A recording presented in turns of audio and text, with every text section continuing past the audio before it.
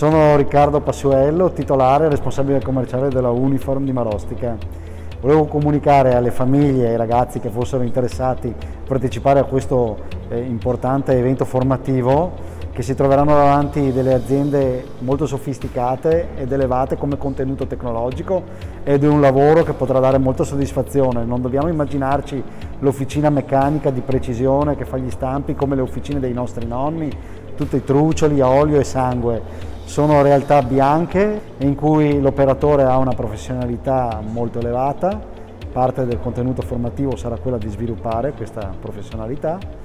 Si troverà di fronte a centri di lavoro automatizzati, robotizzati e reparti di assemblaggio estremamente sofisticati.